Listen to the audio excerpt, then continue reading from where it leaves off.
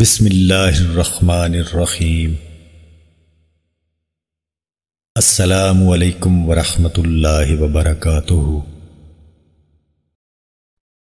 حضرت ابو ہریرہ رضی اللہ تعالیٰ عنہ سے روایت ہے کہ رسول اللہ صلی اللہ علیہ وآلہ وسلم نے فرمایا، لوگو، اللہ تعالیٰ پاک ہے، وہ صرف پاک ہی کو قبول کرتا ہے، اور اس نے اس بارے میں جو حکم اپنے پیغمبروں کو دیا ہے وہی اپنے سب مومن بندوں کو دیا ہے۔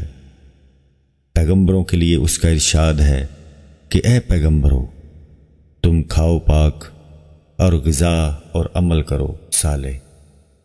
اور اہل ایمان کو مخاطب کر کے اس نے فرمایا ہے کہ اے ایمان والو، تم ہمارے رزق میں سے حلال اور طیب کھاؤ اور حرام سے بچو۔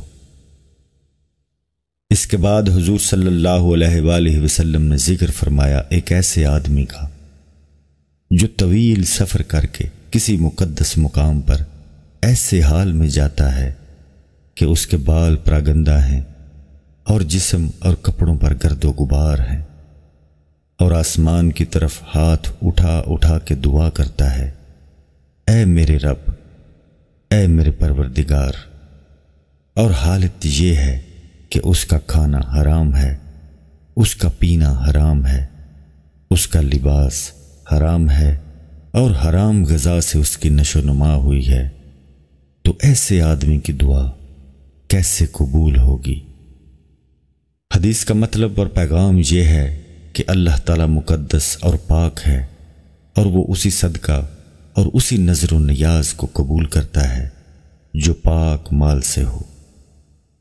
آگے فرمایا گیا ہے کہ حرام سے بچنے اور صرف حلال استعمال کرنے کا حکم وہ امر الہی ہے جو تمام اہل ایمان کی طرح سب پیغمبروں کو بھی دیا گیا تھا، لہٰذا ہر مومن کو چاہیے کہ وہ اس حکم الہی کی عظمت و اہمیت کو محسوس کرے اور ہمیشہ اس پر عمل پیرا رہے۔ اس کے ساتھ رسول اللہ صلی اللہ علیہ وآلہ وسلم نے یہ بھی بیان فرمایا کہ حرام مال اتنا خبیث اور ایسا منحوس ہے کہ اگر کوئی آدمی سر سے پاؤں تک درویش اور قابل رحم فقیر بن کے کسی مقدس مقام پر جا کے دعا کرے، لیکن اس کا کھانا پینا اور لباس حرام سے ہو، تو اس کی دعا قبول نہ ہوگی۔ معزز ناظرین، ویڈیو پسند آنے کی صورت میں اس کو لائک اور شیئر کرنا نہ بھولیں۔ مزید احادیث کی ویڈیوز اور اسلامک ویڈیوز دیکھنے کے لیے ہمارے چینل کو سبسکرائب ضرور کریں۔